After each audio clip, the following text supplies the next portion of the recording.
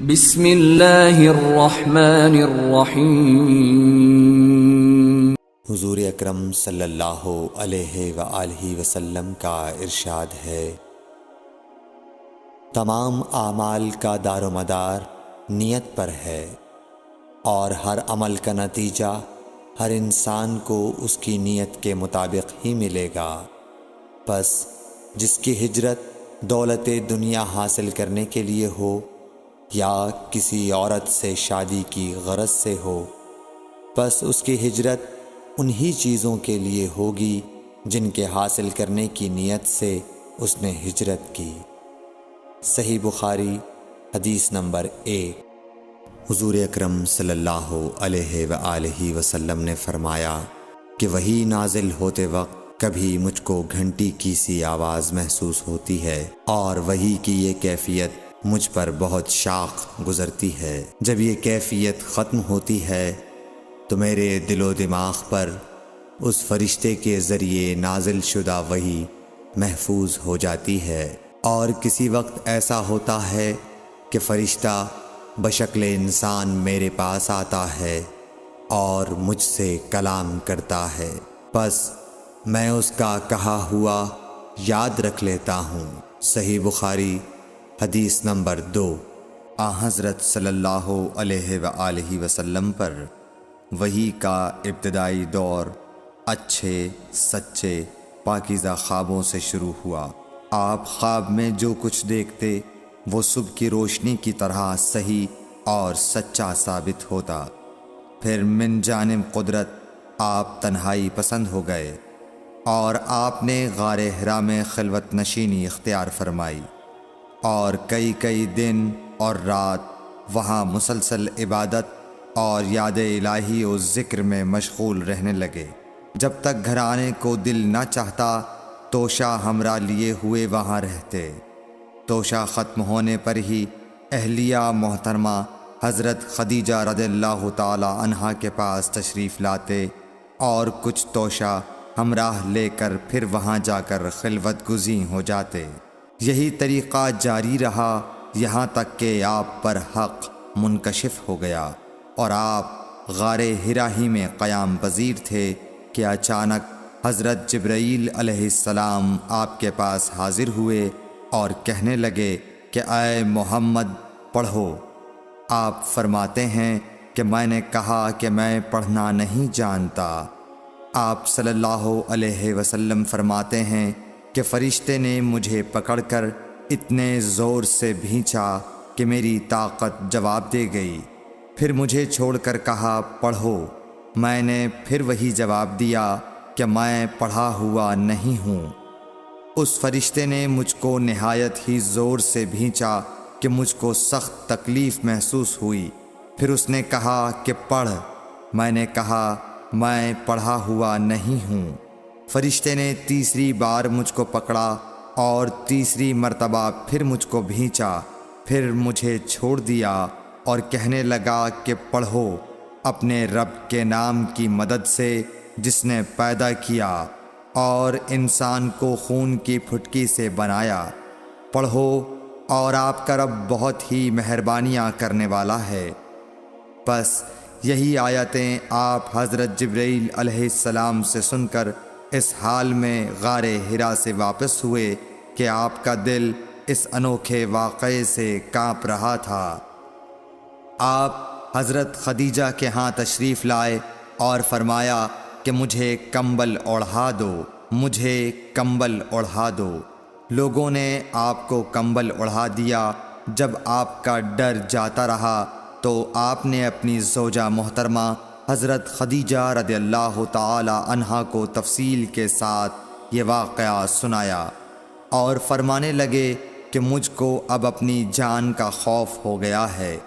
آپ کی اہلیہ محترمہ حضرت خدیجہ رضی اللہ تعالی عنہا نے آپ کی ڈھارس بندھائی اور کہا کہ آپ کا خیال صحیح نہیں ہے۔ اللہ کی قسم آپ کو اللہ کبھی رسوا نہیں کرے گا۔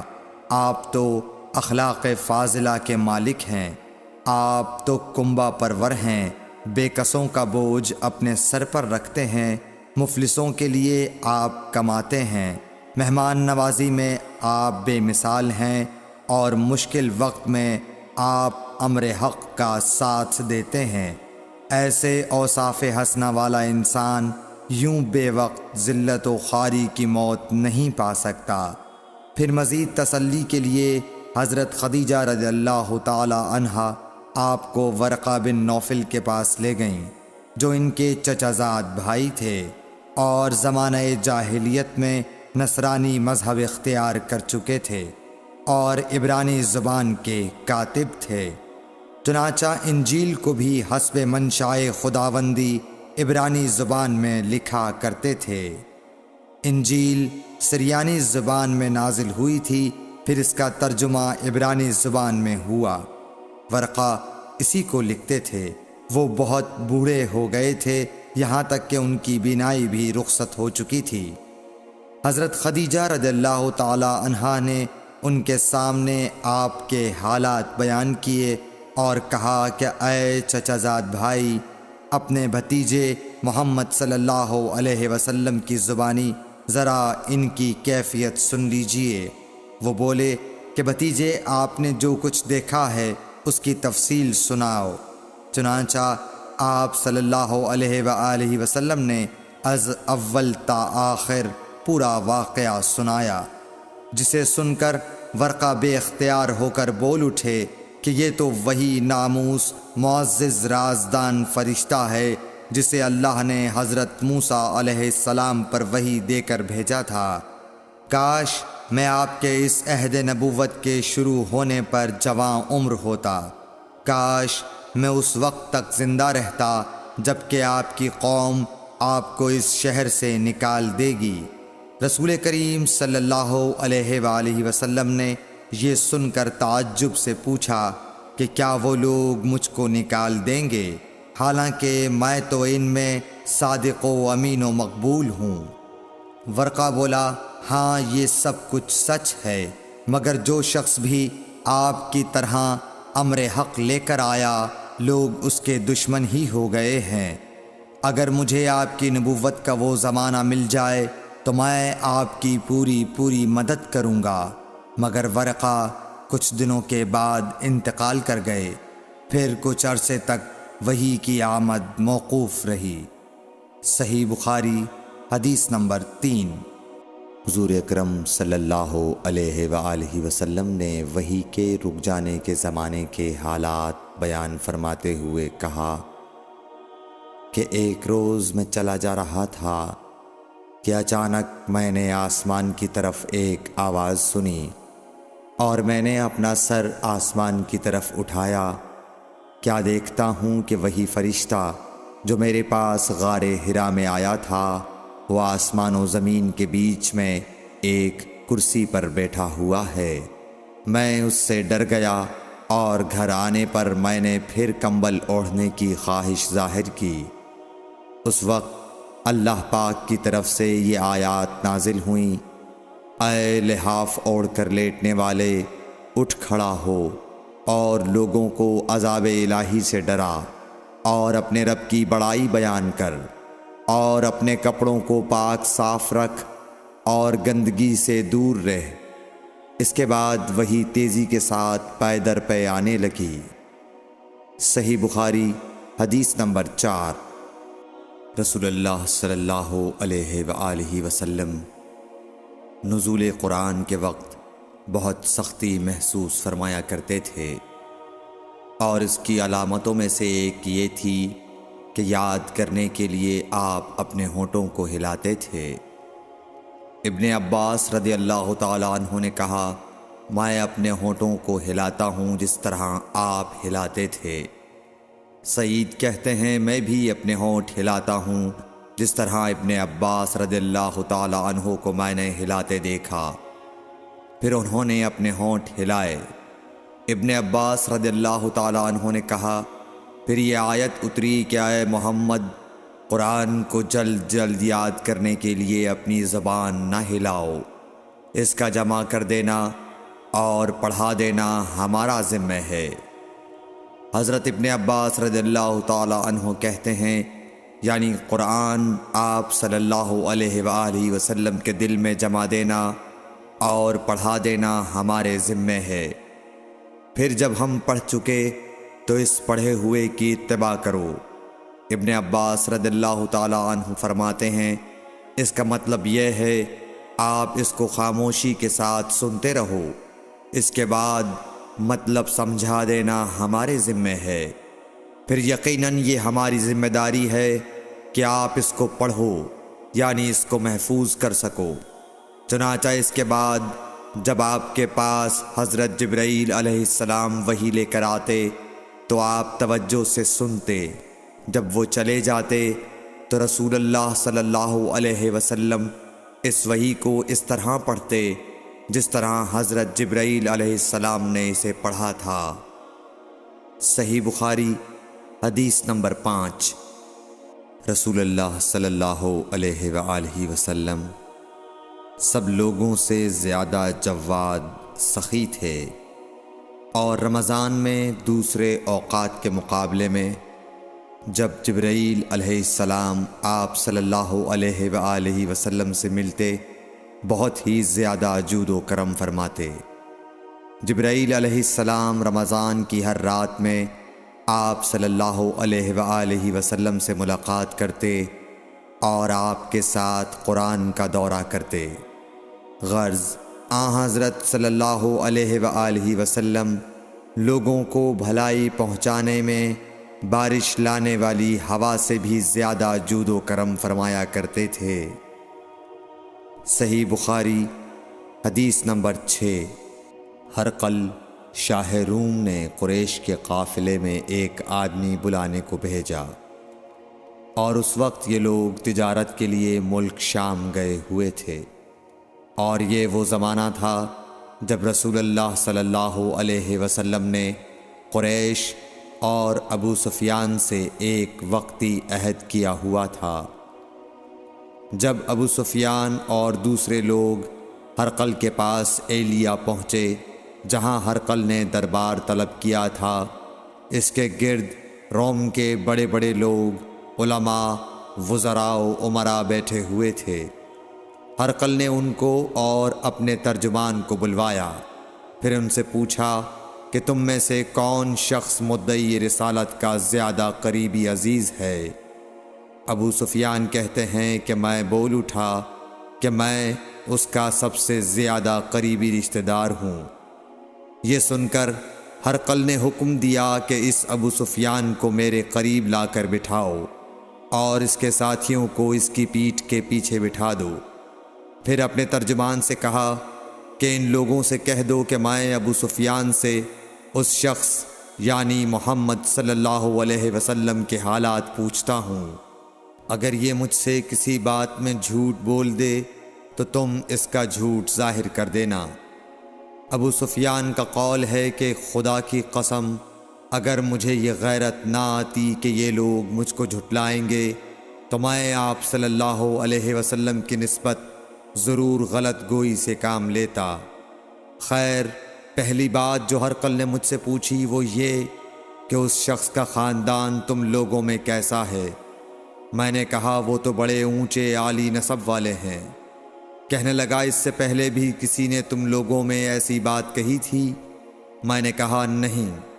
کہنے لگا اچھا اس کے بڑوں میں کوئی بادشاہ ہوا ہے؟ میں نے کہا نہیں۔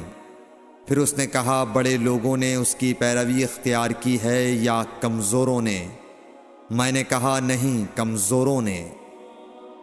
پھر کہنے لگا اس کے تابعدار روز بڑھتے جاتے ہیں یا کوئی ساتھی پھر بھی جاتا ہے؟ میں نے کہا نہیں۔ کہنے لگا کیا اپنے اس دعوی نبوت سے پہلے کبھی کسی بھی موقع پر اس نے جھوٹ بولا ہے؟ میں نے کہا نہیں، اور اب ہماری اس سے صلح کی ایک مقررہ مدت ٹھہری ہوئی ہے، معلوم نہیں وہ اس میں کیا کرنے والا ہے۔ ابو سفیان کہتے ہیں میں اس بات کے سوا اور کوئی جھوٹ اس گفتگو میں شامل نہ کر سکا۔ ہرقل نے کہا کیا تمہاری اس سے کبھی لڑائی بھی ہوئی ہے؟ ہم نے کہا کہ ہاں۔ بولا پھر تمہاری اور اس کی جنگ کا کیا حال ہوتا ہے؟ میں نے کہا لڑائی ڈول کی طرح ہے، کبھی وہ ہم سے میدان جنگ جیت لیتے ہیں اور کبھی ہم ان سے جیت لیتے ہیں۔ ہرقل نے پوچھا، وہ تمہیں کس بات کا حکم دیتا ہے؟ میں نے کہا، وہ کہتا ہے کہ صرف ایک اللہ ہی کی عبادت کرو، اس کا کسی کو شریک نہ بناؤ، اور اپنے باپ دادا کی شرک کی باتیں چھوڑ دو، اور ہمیں نماز پڑھنے، سچ بولنے، پرہیزگاری اور صلہ رحمی کا حکم دیتا ہے۔ یہ سب سن کر پھر ہرقل نے اپنے ترجمان سے کہا کہ ابو سفیان سے کہہ دے کہ میں نے تم سے اس کا نسب پوچھا تو تم نے کہا کہ وہ ہم سے عالی نسب ہے، اور پیغمبر اپنی قوم میں عالی نسب ہی بھیجے جایا کرتے ہیں۔ میں نے تم سے پوچھا کہ دعویٰ نبوت کی یہ بات تمہارے اندر اس سے پہلے کسی اور نے بھی کہی تھی؟ تو تم نے جواب دیا کہ نہیں۔ تب میں نے اپنے دل میں کہا کہ اگر یہ بات اس سے پہلے کسی اور نے کہی ہوتی تو میں سمجھتا کہ اس شخص نے بھی اسی بات کی تقلید کی ہے جو پہلے کہی جا چکی ہے۔ میں نے تم سے پوچھا کہ اس کے بڑوں میں کوئی بادشاہ بھی گزرا ہے تو تم نے کہا کہ نہیں۔ تو میں نے دل میں کہا کہ ان کے بزرگوں میں سے کوئی بادشاہ ہوا ہوگا تو کہہ دوں گا کہ وہ شخص اس بہانے اپنے آباء و اجداد کی بادشاہت اور ان کا ملک دوبارہ حاصل کرنا چاہتا ہے۔ اور میں نے تم سے پوچھا کہ اس بات کے کہنے یعنی پیغمبری کا دعویٰ کرنے سے پہلے تم نے کبھی اس کو دروغ گوئی کا الزام لگایا ہے؟ تم نے کہا کہ نہیں۔ تو میں نے سمجھ لیا کہ جو شخص آدمیوں کے ساتھ دروغ گوئی سے بچے وہ اللہ کے بارے میں کیسے جھوٹی بات کہہ سکتا ہے۔ اور میں نے تم سے پوچھا کہ بڑے لوگ اس کے پیرو ہوتے ہیں یا کمزور آدمی؟ تم نے کہا کمزوروں نے اس کی اتباع کی ہے۔ تو دراصل یہی لوگ پیغمبروں کے متبعین ہوتے ہیں۔ اور میں نے تم سے پوچھا کہ اس کے ساتھی بڑھ رہے ہیں یا کم ہو رہے ہیں؟ تم نے کہا کہ وہ بڑھ رہے ہیں، اور ایمان کی کیفیت یہی ہوتی ہے حتیٰ کہ وہ کامل ہو جاتا ہے۔ اور میں نے تم سے پوچھا کہ آیا کوئی شخص اس کے دین سے ناخوش ہو کر مرتد بھی ہو جاتا ہے؟ تم نے کہا نہیں۔ تو ایمان کی خاصیت بھی یہی ہے، جن کے دلوں میں اس کی مسرت رچ بس جائے وہ اس سے لوٹا نہیں کرتے۔ اور میں نے تم سے پوچھا کہ آیا وہ کبھی عہد شکنی کرتے ہیں؟ تم نے کہا نہیں۔ پیغمبروں کا یہی حال ہوتا ہے، وہ عہد کی خلاف ورزی نہیں کرتے۔ اور میں نے تم سے کہا کہ وہ تم سے کس چیز کے لیے کہتے ہیں؟ تم نے کہا کہ وہ ہمیں حکم دیتے ہیں کہ اللہ کی عبادت کرو، اس کے ساتھ کسی کو شریک نہ ٹھہراؤ، اور تمہیں بتوں کی پرستش سے روکتے ہیں، سچ بولنے اور پرہیزگاری کا حکم دیتے ہیں۔ لہٰذا اگر یہ باتیں جو تم کہہ رہے ہو سچ ہیں تو ان قریب وہ اس جگہ کا مالک ہو جائے گا کہ جہاں میرے یہ دونوں پاؤں ہیں۔ مجھے معلوم تھا کہ وہ پیغمبر آنے والا ہے، مگر مجھے یہ معلوم نہیں تھا کہ وہ تمہارے اندر ہوگا۔ اگر میں جانتا کہ اس تک پہنچ سکوں گا تو اس سے ملنے کے لیے ہر تکلیف گوارا کرتا۔ اگر میں اس کے پاس ہوتا تو اس کے پاؤں دھوتا۔ ہرقل نے رسول اللہ صلی اللہ علیہ وسلم کا وہ خط منگایا جو آپ نے وہیہ کلبی رضی اللہ تعالیٰ عنہ کے ذریعے حاکم بصرہ کے پاس بھیجا تھا، اور اس نے وہ ہرقل کے پاس بھیج دیا تھا۔ پھر اس کو پڑھا تو اس میں لکھا تھا، اللہ کے نام کے ساتھ جو نہایت مہربان اور رحم والا ہے۔ اللہ کے بندے اور اس کے پیغمبر محمد صلی اللہ علیہ وسلم کی طرف سے یہ خط ہے شاہ روم کے لیے۔ اس شخص پر سلام ہو جو ہدایت کی پیروی کرے۔ اس کے بعد میں آپ کے سامنے دعوت اسلام پیش کرتا ہوں۔ اگر آپ اسلام لے آئیں گے تو دین و دنیا میں سلامتی نصیب ہوگی، اللہ آپ کو دوہرا ثواب دے گا، اور اگر آپ میری دعوت سے روگردانی کریں گے تو آپ کی رعایا کا گناہ بھی آپ ہی پر ہوگا۔ اور اے اہل کتاب، ایک ایسی بات پر آ جاؤ جو ہمارے اور تمہارے درمیان یکساں ہے، وہ یہ کہ ہم اللہ کے سوا کسی کی عبادت نہ کریں اور کسی کو اس کا شریک نہ ٹھہرائیں، اور نہ ہم میں سے کوئی کسی کو خدا کے سوا اپنا رب بنائے۔ پھر اگر وہ اہل کتاب اس کتاب سے منہ پھیر لیں تو مسلمانوں، تم ان سے کہہ دو کہ تم مانو یا نہ مانو، ہم ایک خدا کے اطاعت گزار ہیں۔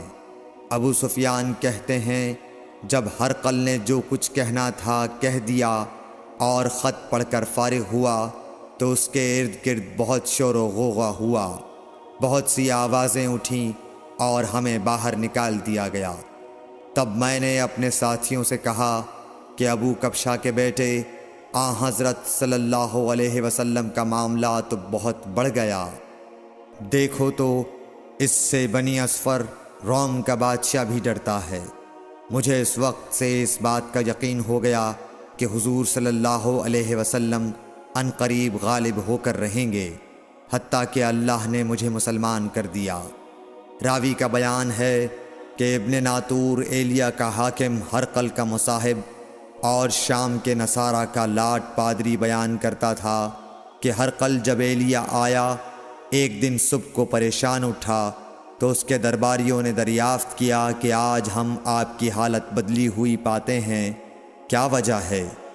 ابن ناطور کا بیان ہے کہ ہرقل نجومی تھا، علم نجوم میں وہ پوری مہارت رکھتا تھا۔ اس نے اپنے ہم نشینوں کو بتایا کہ میں نے آج رات ستاروں پر نظر ڈالی تو دیکھا کہ ختنہ کرنے والوں کا بادشاہ ہمارے ملک پر غالب آ گیا ہے۔ بھلا اس زمانے میں کون لوگ ختنہ کرتے ہیں؟ انہوں نے کہا کہ یہود کے سوا کوئی ختنہ نہیں کرتا، سو ان کی وجہ سے پریشان نہ ہوں۔ سلطنت کے تمام شہروں میں یہ حکم لکھ بھیجیے کہ وہاں جتنے یہودی ہوں سب قتل کر دیے جائیں۔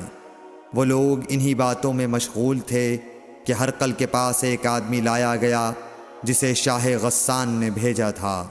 اس نے رسول اللہ صلی اللہ علیہ وسلم کے حالات بیان کیے۔ جب ہرقل نے سارے حالات سن لیے تو کہا کہ جا کر دیکھو وہ ختنہ کیے ہوئے ہے یا نہیں۔ انہوں نے اسے دیکھا تو بتلایا کہ وہ ختنہ کیا ہوا ہے۔ ہرقل نے جب اس شخص سے عرب کے بارے میں پوچھا تو اس نے بتلایا کہ وہ ختنہ کرتے ہیں۔ تب ہرقل نے کہا کہ یہی محمد صلی اللہ علیہ وسلم اس امت کے بادشاہ ہیں جو پیدا ہو چکے ہیں۔ پھر اس نے اپنے ایک دوست کو رومیہ خط لکھا اور وہ بھی علم نجوم میں ہرقل کی طرح ماہر تھا۔ پھر وہاں سے ہرقل حمص چلا گیا، ابھی حمص سے نکلا نہیں تھا کہ اس کے دوست کا خط اس کے جواب میں آ گیا۔ اس کی رائے بھی حضور صلی اللہ علیہ وسلم کے ظہور کے بارے میں ہرقل کے موافق تھی کہ محمد صلی اللہ علیہ وسلم واقعی پیغمبر ہیں۔ اس کے بعد ہرقل نے روم کے بڑے آدمیوں کو اپنے حمص کے محل میں طلب کیا اور اس کے حکم سے محل کے دروازے بند کر لیے گئے۔ پھر وہ اپنے خاص محل سے باہر آیا اور کہا، اے روم والو، کیا ہدایت اور کامیابی میں کچھ حصہ تمہارے لیے بھی ہے؟ اگر تم اپنی سلطنت کی بقا چاہتے ہو تو پھر اس نبی صلی اللہ علیہ وسلم کی بیعت کر لو اور مسلمان ہو جاؤ۔ یہ سننا تھا کہ پھر لوگ وحشی گدھوں کی طرح دروازوں کی طرف دوڑے، مگر انہیں بند پایا۔ آخر جب ہرقل نے اس بات سے ان کی یہ نفرت دیکھی اور ان کے ایمان لانے سے مایوس ہو گیا تو کہنے لگا کہ ان لوگوں کو میرے پاس لاؤ۔ جب وہ دوبارہ آئے تو اس نے کہا، میں نے جو بات کہی تھی اس سے تمہاری دینی پختگی کی آزمائش مقصود تھی، سو وہ میں نے دیکھ لی۔ تب یہ بات سن کر وہ سب کے سب اس کے سامنے سجدے میں گر پڑے اور اس سے خوش ہو گئے۔ بالآخر ہرقل کی آخری حالت یہی رہی۔ صحیح بخاری حدیث نمبر 7۔ رسول اللہ صلی اللہ علیہ وسلم نے فرمایا، اسلام کی بنیاد 5 چیزوں پر قائم کی گئی ہے۔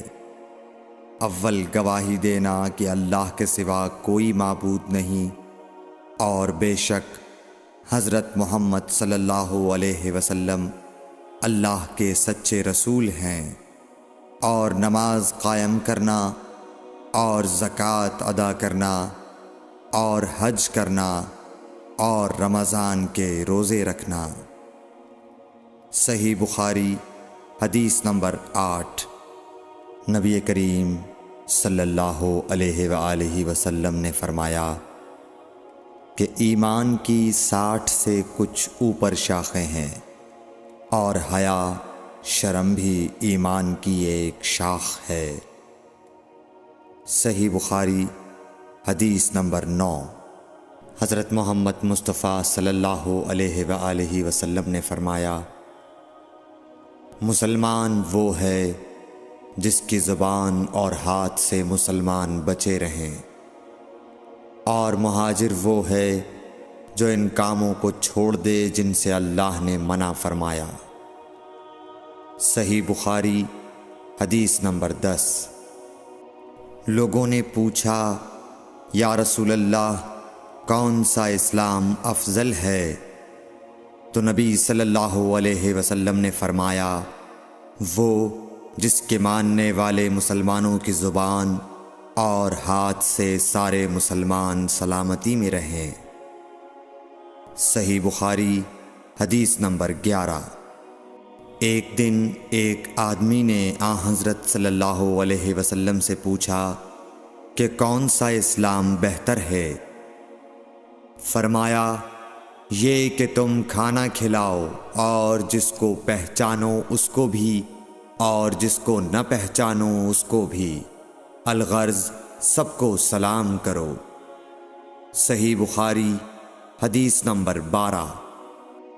حضور اکرم صلی اللہ علیہ وآلہ وسلم نے فرمایا، تم میں سے کوئی شخص ایماندار نہ ہوگا جب تک اپنے بھائی کے لیے وہ نہ چاہے جو اپنے نفس کے لیے چاہتا ہے۔ صحیح بخاری حدیث نمبر 13۔ رسول کریم صلی اللہ علیہ وسلم نے فرمایا، قسم ہے اس ذات کی جس کے ہاتھ میں میری جان ہے، تم میں سے کوئی بھی ایماندار نہ ہوگا جب تک میں اس کے والد اور اولاد سے بھی زیادہ اس کا محبوب نہ بن جاؤں۔ صحیح بخاری حدیث نمبر 14۔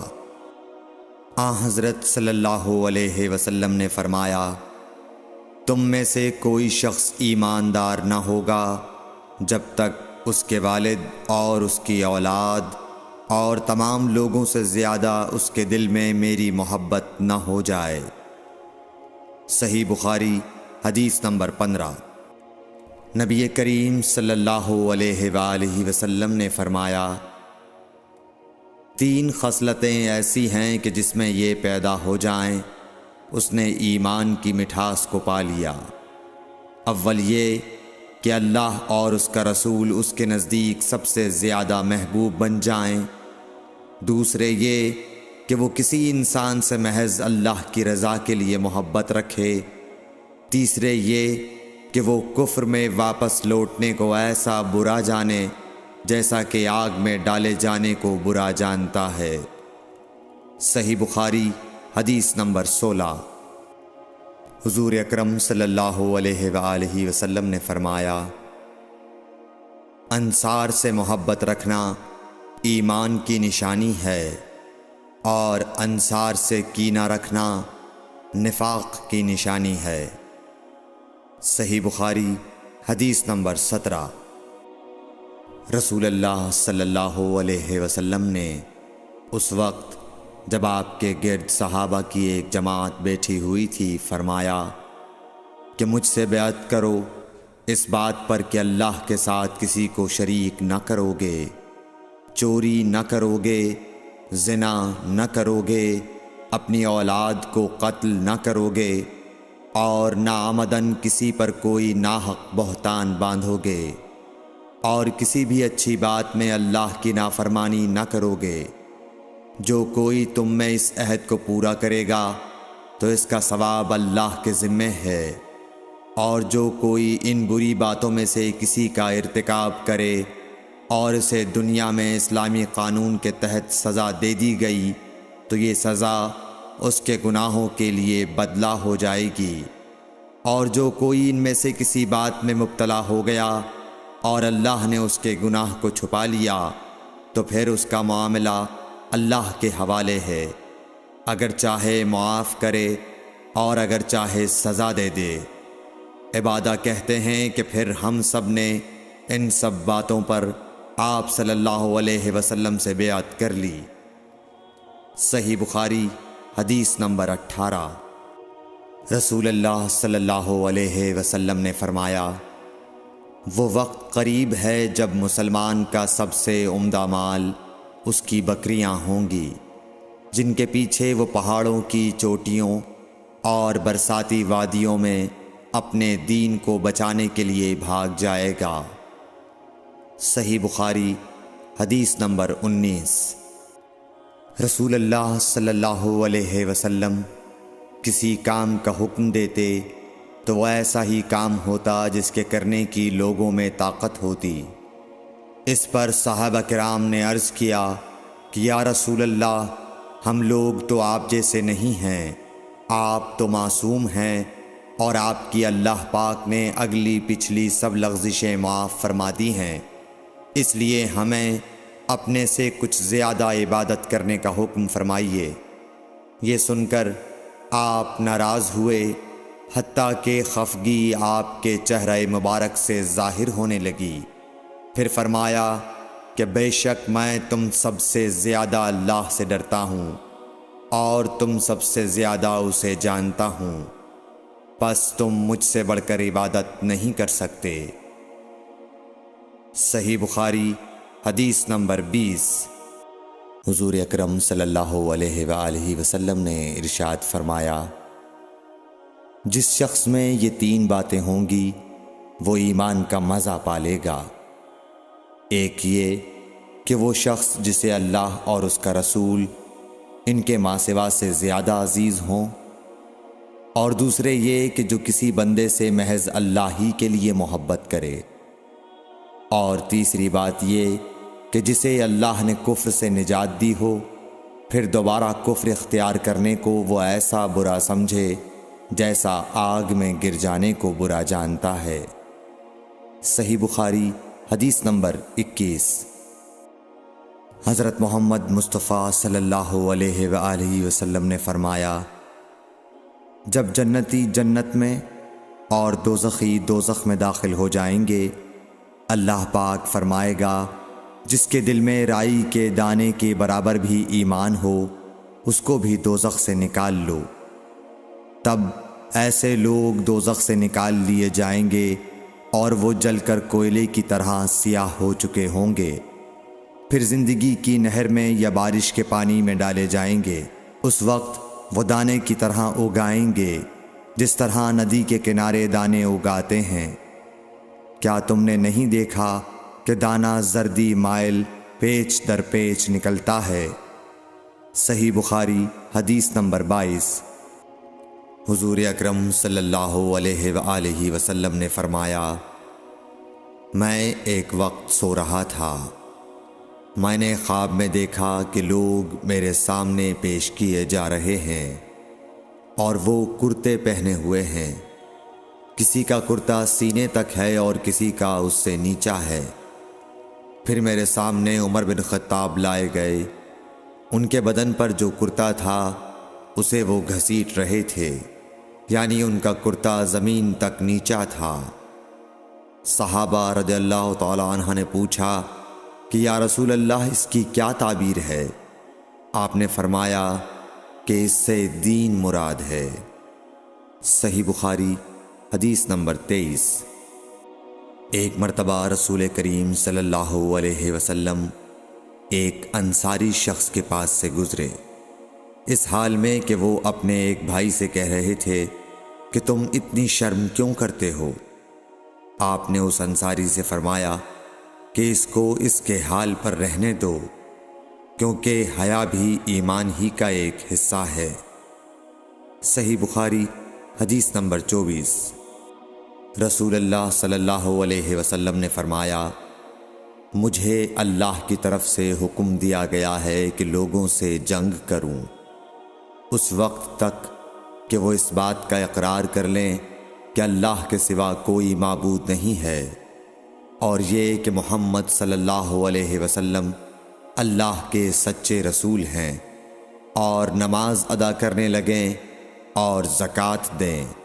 جس وقت وہ یہ کرنے لگیں گے تو مجھ سے اپنے جان و مال کو محفوظ کر لیں گے۔ سوائے اسلام کے حق کے۔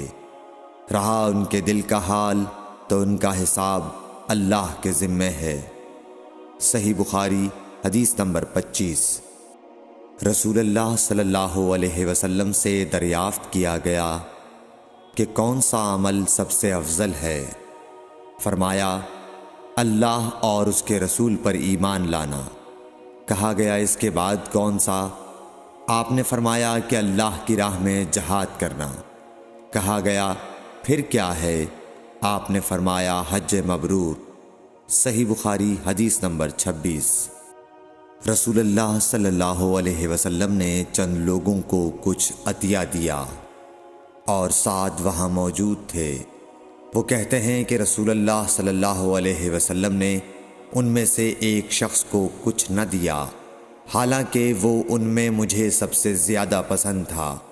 میں نے کہا حضور آپ نے فلاں کو کچھ نہ دیا، میں اسے مومن گمان کرتا ہوں۔ آپ نے فرمایا مومن یا مسلمان؟ میں تھوڑی دیر چپ رہ کر پھر پہلی بات دہرانے لگا۔ حضور صلی اللہ علیہ وسلم نے بھی دوبارہ وہی جواب دیا۔ پھر آپ نے فرمایا کہ اے سعد، باوجود یہ کہ ایک شخص مجھے زیادہ عزیز ہے، پھر بھی میں اسے نظر انداز کر کے کسی اور دوسرے کو اس خوف کی وجہ سے یہ مال دیتا ہوں کہ وہ اپنی کمزوری کی وجہ سے اسلام سے پھر جائے اور اللہ اسے آگ میں اوندھا ڈال دے۔ صحیح بخاری حدیث نمبر 27۔ ایک آدمی نے رسول اللہ صلی اللہ علیہ وسلم سے پوچھا کون سا اسلام بہتر ہے؟ آپ صلی اللہ علیہ وسلم نے فرمایا کہ تو کھانا کھلائے اور ہر شخص کو سلام کرے، خواہ اس کو تو جانتا ہو یا نہ جانتا ہو۔ صحیح بخاری حدیث نمبر 28۔ حضرت صلی اللہ علیہ وسلم نے فرمایا مجھے دوزخ دکھلائی گئی تو اس میں زیادہ تر عورتیں تھیں جو کفر کرتی ہیں۔ کہا گیا حضور کیا وہ اللہ کے ساتھ کفر کرتی ہیں؟ آپ صلی اللہ علیہ وسلم نے فرمایا کہ خاوند کی ناشکری کرتی ہیں اور احسان کی ناشکری کرتی ہیں۔ اگر تم عمر بھر ان میں سے کسی کے ساتھ احسان کرتے رہو، پھر تمہاری طرف سے کبھی کوئی ان کے خیال میں ناگواری کی بات ہو جائے تو فوراً کہہ اٹھے گی کہ میں نے کبھی بھی تجھ سے کوئی بھلائی نہیں دیکھی۔ صحیح بخاری حدیث نمبر 29۔ حضرت صلی اللہ علیہ وآلہ وسلم فرماتے تھے جب دو مسلمان اپنی اپنی تلواریں لے کر بھڑ جائیں تو قاتل اور مقتول دونوں دوزخی ہیں۔ عرض کیا گیا یا رسول اللہ قاتل تو خیر ضرور دوزخی ہونا چاہیے، مقتول کیوں؟ فرمایا وہ بھی اپنے ساتھی کو مار ڈالنے کی حرص رکھتا تھا، موقع پاتا تو وہ اسے ضرور قتل کر دیتا، دل کے عزم صمیم پر وہ دوزخی ہوا۔ صحیح بخاری حدیث نمبر 30۔ ابو ذر ایک جوڑا پہنے ہوئے تھے اور ان کا غلام بھی جوڑا پہنے ہوئے تھا۔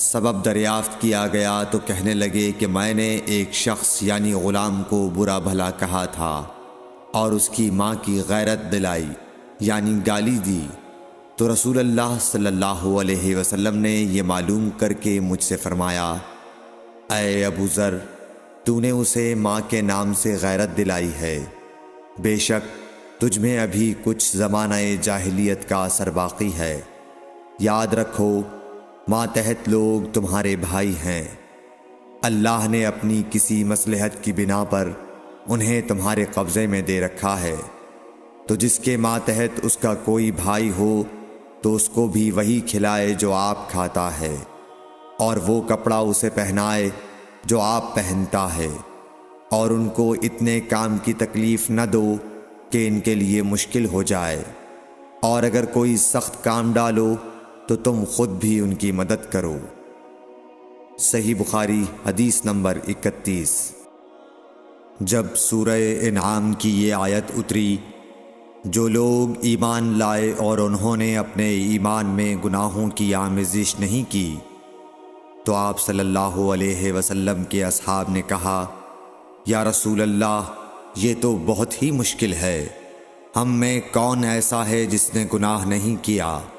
تب اللہ پاک نے سورہ لقمان کی یہ آیت اتاری کہ بے شک شرک بڑا ظلم ہے۔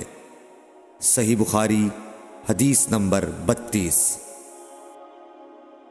رسول اللہ صلی اللہ علیہ وآلہ وسلم نے فرمایا، منافق کی علامتیں 3 ہیں: جب بات کرے جھوٹ بولے، جب وعدہ کرے اس کے خلاف کرے، اور جب اس کو امین بنایا جائے تو خیانت کرے۔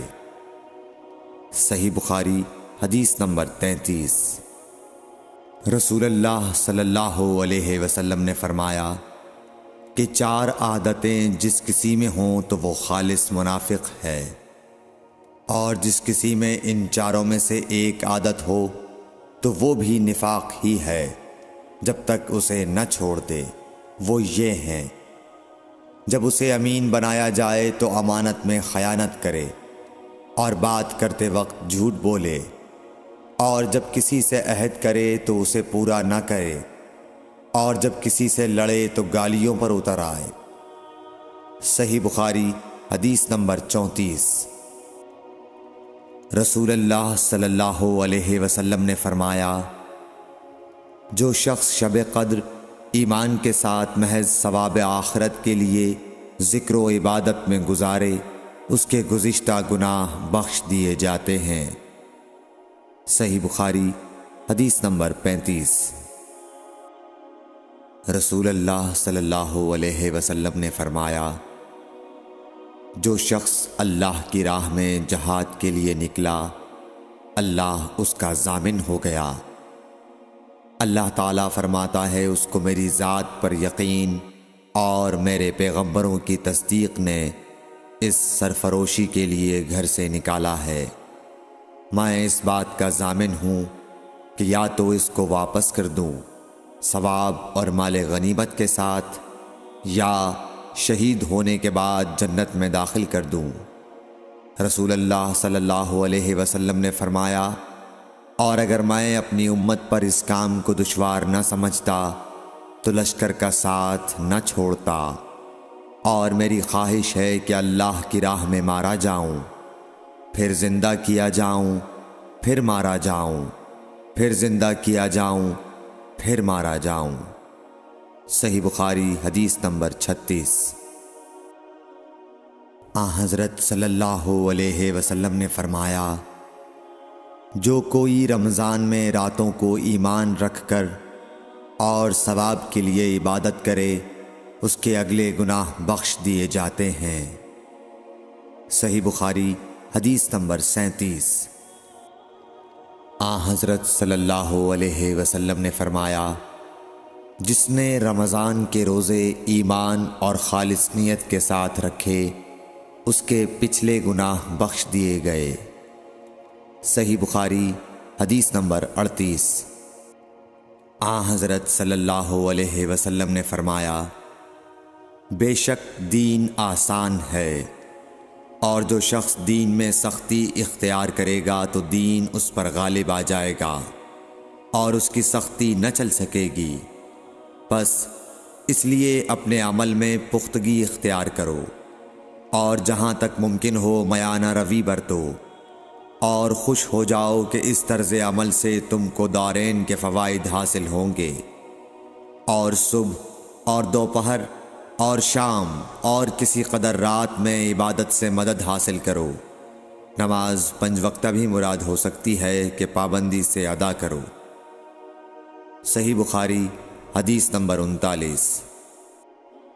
رسول اللہ صلی اللہ علیہ وسلم جب مدینہ تشریف لائے تو پہلے اپنی نانہال اترے جو انصار تھے، اور وہاں آپ نے 16 یا 17 ماہ بیت المقدس کی طرف منہ کر کے نماز پڑھی، اور آپ کی خواہش تھی کہ آپ کا قبلہ بیت اللہ کی طرف ہو۔ جب بیت اللہ کی طرف نماز پڑھنے کا حکم ہو گیا تو سب سے پہلی نماز جو آپ نے بیت اللہ کی طرف پڑھی عصر کی نماز تھی۔ وہاں آپ صلی اللہ علیہ وسلم کے ساتھ لوگوں نے بھی نماز پڑھی۔ پھر آپ کے ساتھ نماز پڑھنے والوں سے ایک آدمی نکلا اور اس کا مسجد بنی حارثہ کی طرف گزر ہوا تو وہ لوگ رکوع میں تھے، وہ بولا کہ میں اللہ کی گواہی دیتا ہوں کہ میں نے رسول اللہ صلی اللہ علیہ وسلم کے ساتھ مکے کی طرف منہ کر کے نماز پڑھی ہے۔ یہ سن کر وہ لوگ اسی حال میں بیت اللہ کی طرف گھوم گئے، اور جب رسول اللہ صلی اللہ علیہ وسلم بیت المقدس کی طرف منہ کر کے نماز پڑھا کرتے تھے، یہودی اور عیسائی خوش ہوتے تھے، مگر جب آپ نے بیت اللہ کی طرف منہ پھیر لیا تو انہیں یہ امر ناگوار ہوا۔ زہیر ایک راوی کہتے ہیں کہ ہم سے ابو اسحاق نے برا سے یہ حدیث بھی نقل کی ہے کہ قبلہ کی تبدیلی سے پہلے کچھ مسلمان انتقال کر چکے تھے، تو ہمیں یہ معلوم نہ ہو سکا کہ ان کی نمازوں کے بارے میں کیا کہیں۔ تب اللہ نے یہ آیت نازل کی، وَمَا كَانَ اللَّهُ لِيُضِيعَ إِيمَانَكُمْ، سورہ بقرہ آیت نمبر 143، صحیح بخاری حدیث نمبر 40۔ حضور اکرم صلی اللہ علیہ وآلہ وسلم نے ارشاد فرمایا کہ جب ایک بندہ مسلمان ہو جائے اور اس کا اسلام عمدہ ہو، یقین و خلوص کے ساتھ ہو، تو اللہ اس کے گناہ کو جو اس نے اس اسلام لانے سے پہلے کیا معاف فرما دیتا ہے، اور اب اس کے بعد کے لیے بدلہ شروع ہو جاتا ہے، یعنی ایک نیکی کے عوض 10 گناہ سے لے کر 700 گناہ تک ثواب، اور ایک برائی کا اسی برائی کے مطابق بدلہ دیا جاتا ہے، مگر یہ کہ اللہ تعالیٰ اس برائی سے بھی درگزر کرے اور اسے بھی معاف فرما دے، یہ بھی اس کے لیے آسان ہے۔ صحیح بخاری حدیث نمبر 41۔ رسول اللہ صلی اللہ علیہ وسلم نے فرمایا کہ تم میں سے کوئی شخص جب اپنے اسلام کو عمدہ بنا لے، یعنی نفاق اور ریا سے پاک کر لے، تو ہر نیک کام جو وہ کرتا ہے اس کے عوض 10 سے لے کر 700 گناہ تک نیکیاں لکھی جاتی ہیں، اور ہر برا کام جو کرتا ہے تو وہ اتنا ہی لکھا جاتا ہے جتنا کہ اس نے کیا ہے۔ صحیح بخاری حدیث نمبر 42۔ رسول اللہ صلی اللہ علیہ وسلم ایک دن حضرت عائشہ رضی اللہ تعالی عنہا کے پاس آئے۔ اس وقت ایک عورت حضرت عائشہ رضی اللہ تعالی عنہا کے پاس بیٹھی تھی۔ آپ صلی اللہ علیہ وسلم نے دریافت کیا، یہ کون ہے؟ عرض کیا، فلاں عورت، اور اس کی نماز کے اشتیاق اور پابندی کا ذکر کیا۔ آپ صلی اللہ علیہ وسلم نے فرمایا، ٹھہر جاؤ، سن لو کہ تم پر اتنا ہی عمل واجب ہے جتنے عمل کی تمہارے اندر طاقت ہے۔ اللہ کی قسم، ثواب دینے سے اللہ نہیں اکتاتا، مگر تم عمل کرتے کرتے اکتا جاؤ گے، اور اللہ کو دین کا وہی عمل زیادہ پسند ہے جس کی ہمیشہ پابندی کی جا سکے، اور انسان بغیر اکتائے اسے انجام دے۔ صحیح بخاری حدیث نمبر 43۔ رسول اللہ صلی اللہ علیہ وسلم نے فرمایا، جس شخص نے لا الہ الا اللہ کہہ لیا اور اس کے دل میں جو برابر بھی ایمان ہے، تو وہ ایک نہ ایک دن دوزخ سے ضرور نکلے گا، اور دوزخ سے وہ شخص بھی ضرور نکلے گا جس نے کلمہ پڑھا اور اس کے دل میں گیہوں کے دانے برابر خیر ہے، اور دوزخ سے وہ بھی نکلے گا جس نے کلمہ پڑھا اور اس کے دل میں ایک ذرہ برابر بھی خیر ہے۔ صحیح بخاری حدیث نمبر 44۔ ایک یہودی نے حضرت عمر بن خطاب رضی اللہ تعالیٰ عنہ سے کہا کہ اے امیر المومنین، تمہاری کتاب قرآن میں ایک آیت ہے جسے تم پڑھتے ہو، اگر وہ ہم یہودیوں پر نازل ہوتی تو ہم اس کے نزول کے دن کو یوم عید بنا لیتے۔ آپ نے پوچھا وہ کون سی آیت ہے؟ اس نے جواب دیا، سورہ مائدہ کی یہ آیت کہ آج میں نے تمہارے دین کو مکمل کر دیا اور اپنی نعمت تم پر تمام کر دی اور تمہارے لیے دین اسلام پسند کیا۔ حضرت عمر رضی اللہ تعالی عنہ نے فرمایا کہ ہم اس دن اور اس مقام کو خوب جانتے ہیں۔ جب یہ آیت رسول اللہ صلی اللہ علیہ وسلم پر نازل ہوئی، اس وقت آپ صلی اللہ علیہ وسلم عرفات میں جمعے کے دن کھڑے ہوئے تھے۔ صحیح بخاری حدیث نمبر 45۔ طلحہ بن عبید اللہ کہتے تھے کہ نجد والوں میں سے ایک شخص حضرت صلی اللہ علیہ وسلم کے پاس آیا، سر پریشان یعنی بال بکھرے ہوئے تھے۔ ہم اس کی آواز کی بنبناہٹ سنتے تھے اور ہم سمجھ نہیں پا رہے تھے کہ وہ کیا کہہ رہا ہے، یہاں تک کہ وہ نزدیک آن پہنچا جب معلوم ہوا کہ وہ اسلام کے بارے میں پوچھ رہا ہے۔ حضرت صلی اللہ علیہ وسلم نے فرمایا کہ اسلام دن رات میں 5 نمازیں پڑھنا ہے۔ اس نے کہا بس اس کے سوا تو اور کوئی نماز مجھ پر نہیں۔ آپ نے فرمایا نہیں، مگر تو نفل پڑھے تو اور بات ہے۔ حضرت صلی اللہ علیہ وسلم نے فرمایا اور رمضان کے روزے رکھنا۔ اس نے کہا اور تو کوئی روزہ مجھ پر نہیں ہے۔